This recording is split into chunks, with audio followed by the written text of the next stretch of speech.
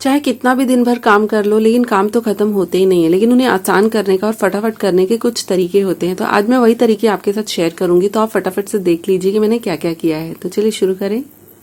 जो खाने वाला तेल होता है मैं कभी भी गैलन में नहीं खरीदती हूँ, बल्कि इस तरीके के पैकेट्स खरीदती हूँ जो 1-1 लीटर के आते हैं। बहुत ही इजी रहते हैं क्योंकि उतना ही खोलते हैं और उतना ही इस्तेमाल करते हैं।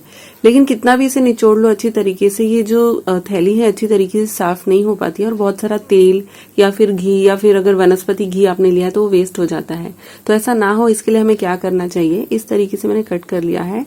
अगर आप इसे खोलते हैं तो देखते हैं कि यहाँ पे बहुत सारा घी या तेल लगा होता है, खास तौर पर घी, क्योंकि वो चिपका हुआ होता है पैकेट से और अच्छी तरीके से नहीं निकलता है, जिससे वेस्टेज होती है।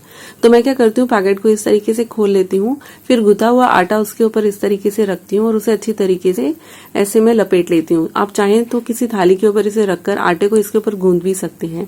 ऐसा करने से जो बचा हुआ घी या तेल है वो आटे के ऊपर लग जाता है और हमारी बिल्कुल भी वेस्टेज नहीं होती है। तो आप भी अगली बार से इस तरीके से कीजिए, जरा सी भी वेस्टेज ना कीजिए। करने में कुछ टाइम नहीं लगा और हमारा जो आटा है वो भी इतना अच्छा सॉफ्ट हो गया है कि अब इसकी रोटियां, पराठे जो भी आप बनाएंगे, पूड़ियां वगैरह, बहुत ही अच्छी सॉफ्ट बनेगी और अच्छे तरीके से बनेगी। तो नेक्स्ट टाइम से आप भी अपने इस तरीके से पैसे बचाइए फटाफट से।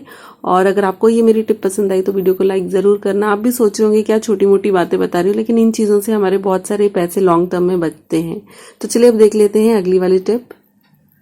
क्या आप भी ऐसा मानते हैं कि हमें छोटे बच्चों को अपने साथ काम करवाना चाहिए? अगर नहीं तो आपको जरूर करवाना चाहिए, क्योंकि ऐसा करने से एक तो उनका टाइम पास होता है, वो टीवी मोबाइल कम देखते हैं, और ऊपर से हमारे काम में बहुत आसानी होती है और वो थोड़े से इंडिपेंडेंट भी बनते हैं। तो इस तरीके से ये मेरी बेटी की जीन्स है, मैंने उसे सिखाया है कि किस तरीके से हैंगर में डालना है।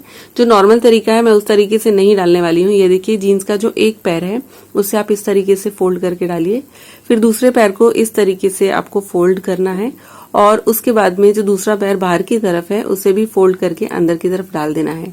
ऐसा क्यों करना है? क्योंकि जो नॉर्मल तरीके से हम जीन्स, पैंट, ट्राउजर वगैरह रखते हैं, वैसा करके अगर हम हैंगर से टांगते हैं तो जरा सा भी हिलने से वो गिर जाते हैं। कभी कभी बच्चों को खुद से कपड़े निकालने होते हैं तो वो यहाँ वहां सारी चीजें कर देते हैं, जिसकी वजह से जो चीजें हैं वो गिर जाती हैं, एकदम अनटाइडी हो जाती हैं।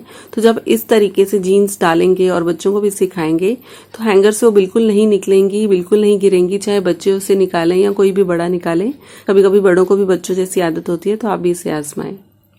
मेरी शादी को लगभग 12 साल हो गए हैं और ये चूड़ियां उससे भी पुरानी, यानी कि जब मैं कुंवारी होती थी, कॉलेज वगैरह में होती थी, तो मुझे चूड़ियां पहनने का बहुत शौक था। आजकल तो आपको पता है इनका फैशन बहुत ही कम है, ये थोड़ी सी पुरानी हो गई है, आउटडेटेड सी लगती है, इसलिए अभी पहनना मुझे इतना ज्यादा इसे पसंद नहीं है, क्योंकि देखने में भी इतनी खूबसूरत नहीं है, तो इन्हें फेंकने का भी मन नहीं करता है। तो मैंने इसके बहुत ही अच्छे यूजेस निकाले हैं। किचन में से किस तरीके से यूज कर सकते हैं मैं आपको बता देती हूँ। यहाँ पे एक मोटी वाली चूड़ी है, थोड़ी सी चौड़ी, और एक पतली वाली है। हम जब भी कोई भी चीज बनाते हैं, बर्तन हमारा गर्म होता है, तो हमें उसे डायरेक्टली स्लैब पर रखने पे या किसी भी और चीज पर रखने में डर लगता है कि कहीं स्लैब ना टूट जाए या उसमें कोई स्क्रैच ना आ जाए। तो ऐसे में ये चूड़ियां बहुत काम आती हैं। ये एक स्टैंड की तरह काम करती हैं। आपको क्या करना है, चूड़ी को नीचे रखना है और फिर उसके ऊपर कोई भी गर्म या ठंडी चीज आप इस तरीके से रख सकते हैं। एक तो निशान नहीं पड़ेंगे बर्तन पे भी और आपके स्लैब पर भी, और गर्म होने की वजह से हमारी जो टाइल है या स्लैब है वो कमजोर नहीं होगी। आपको पता है टाइम से टाइम कमजोर होते जाती है और वो बाद में टूटने लगती है, क्योंकि हमने उसके ऊपर बहुत बार गर्म चीजें रखी होती हैं। तो इस तरीके से करने से आप जो चूड़ी है उसके स्टैंड बना सकते हैं। आप चाहें तो 10, 12, 15 चूड़ियां जो पुरानी है उसे किचन में इस तरीके से यूज कर सकते हैं। और ये मेरी बहुत ही पुरानी मिक्सर है। इसमें जब भी मैं जूस वगैरह या कोई चीज बनाने लगती हूँ तो क्योंकि इसका जो ढक्कन है बहुत ज्यादा टाइट नहीं है मिक्सर से, इस वजह से इसमें से जो चीजें हैं बाहर निकलने लगती है। वैसे आज मैं इसमें शक्कर पीस रही हूँ, कोई जूस नहीं, लेकिन आप मानेंगे नहीं, उसका भी ना धुआं धुआं बाहर निकलने लगता है। शक्कर क्यों पीस रहे हैं आपको पता है, आजकल गर्मियां हैं, कोई ना कोई जूस तो बनाना ही पड़ता है और ठंडे बर्फ वाले पानी में शक्कर मिक्स नहीं होती, इसलिए मैं इसका पाउडर बना के रख लेती हूँ। कम से कम एक छोटे डब्बे में भर लेती हूँ, जब खत्म हो जाता है तो दोबारा भर लेती हूँ। अब क्योंकि मिक्सर में से ये पाउडर की तरह बाहर ना निकले और मेरा ढक्कन भी ऊपर से टूटा हुआ है, तो ऊपर से भी चीजें उड़ने लगती हैं, तो इस वजह से मैंने क्या किया, ये जुगाड़ निकाला है। एक थैली ली है, उसे लगाने के बाद मैंने चीजें पीसी हैं, बिल्कुल भी यहाँ वहां से बाहर नहीं निकलती। ढक्कन को ऊपर से क्रैक है, वहां से भी बिल्कुल बाहर नहीं निकला है। तो अगली बार जब भी ऐसा कुछ हो जाए और नया ढक्कन खरीदने का मन ना हो, क्योंकि हमें पैसे नहीं खर्चने हैं, तो ये बहुत ही बढ़िया जुगाड़ है। आप भी इस तरीके से पुराने ढक्कन, पुराने मिक्सर में चीजें पीसते हैं तो बिल्कुल भी ढक्कन से जूस हो या कोई भी पाउडर वाली चीज हो बिल्कुल बाहर नहीं निकलती है।